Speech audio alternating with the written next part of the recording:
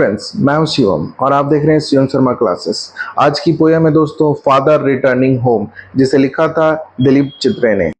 दिलीप चित्रे ने इसमें फादर के सेक्रीफाइस को दिखाया कि कैसे वो अपने परिवार के लिए अपनी जिंदगी को कुर्बान कर देता और हर दिन एक ही रूटीन को फॉलो करता है ताकि उसके परिवार पर कोई भी दिक्कत ना आए। और इसी पिता के सेक्रीफाइस, ड्यूटी या कर्तव्य कह लीजिए, पर हर किसी के पिता हर दिन मेहनत करते हैं ताकि उसका परिवार जी सके, खा सके और उस पर कोई मुसीबत ना आए। और इसी थीम को लेकर के इस पोयम में दिलीप चित्रे ने हमें दिखाया कि कैसे हमारे पिता दिन भर मेहनत करते हैं और शाम को लौटते हैं। टाइम वेस्ट ना करते हुए आइए पोयम की शुरुआत करते हैं। पोएट लिखते हैं, मेरे पिता जो कि ट्रैवल करते हैं लेट इवनिंग ट्रेन में और वो खड़े हैं साइलेंट कम्यूटर्स के सामने। कहाँ पे? येलो लाइट में, यानी वो हताश हैं, येलो लाइट में जा चुके हैं। येलो लाइट का मतलब होता है हताश होने वाले व्यक्ति। फिर वापस आते हैं और कहते हैं कि जब मेरे पापा ट्रैवल करते हैं तो उनके सामने से सर्व स्लाइड पास, यानी कई पौधे, छोटे छोटे पौधे उनके सामने से, उनके विंडो से पास करते हैं, उस ट्रेन की विंडो पर वो उनकी आंखों को नहीं दिखते। हिज शर्ट, उनका जो शर्ट है और उनका जो पैंट है वो सॉगी हो गया है, यानी भीग गया है, और वो उनका काला रेनकोट। तो यहाँ से हमें पता चलता है दोस्तों कि उनके पिता जो है अभी मॉनसून का सीजन चल रहा हो और रेनी सीजन में वो ट्रेन से वापस आ रहे हैं, इसीलिए उन्होंने रेनकोट पहना हुआ है और उनके फादर का जो शर्ट है और जो पैंट है वो भींगा हुआ है।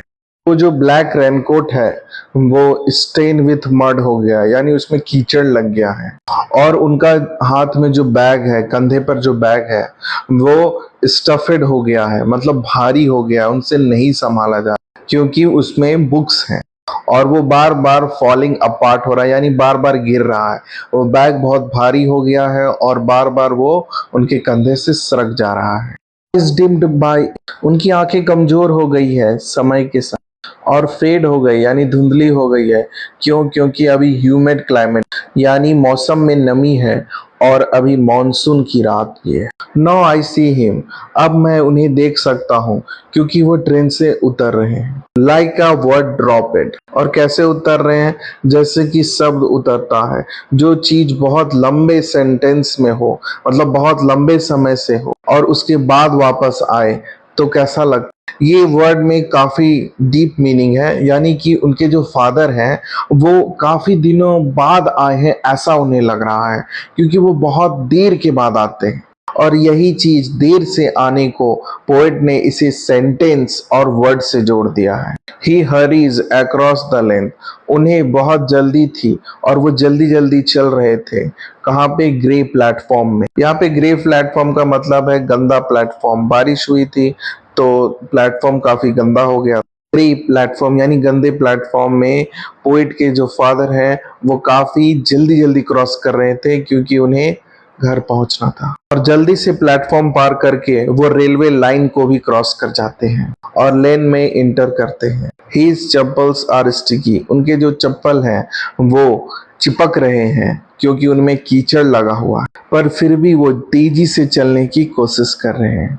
अब आप इस पोयम को फील कर पा रहे होंगे, क्योंकि हर चीज जो है जैसा होता है वैसा ही पोएट ने लिखा। और आपके भी फादर घर आते होंगे तो ऐसे ही आते होंगे मॉनसून सीजन में, आप रिलेट कर सकते हैं। अगेन वो फिर घर आ गए। यहाँ पे पोएट कहना चाह रहे हैं जैसे वो डेली आते थे वैसा ही आज भी वो घर आ गए। और अब पोएट ने अपने फादर को देखा, मैंने उन्हें देखा एक चाय को पीते हुए जो कि फीकी थी, वीक थी, और वो खा रहे थे स्टील चपाती, यानी बासी रोटी, और पढ़ रहे थे एक बुक। और उसके बाद वो जाते हैं टॉयलेट में और कंटेम करते हैं वहां पे जाकर, यानी टॉयलेट में जाकर वो सोचते हैं।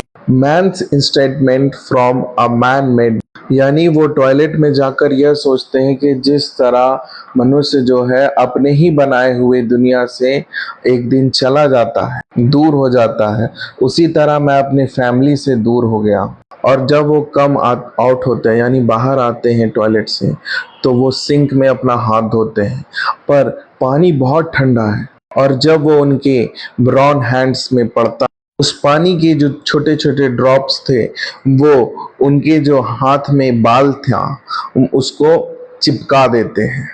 तो यहाँ पे पोएट अपने फादर को देखते हैं और फिर ऑब्जर्व करते हैं और बताते हैं कि उनका घर आने के बाद क्या क्या काम होता है और वो कैसे कर रहे हैं। सेलेन यानी कि वो उदास हैं अपने बच्चों से। क्यों?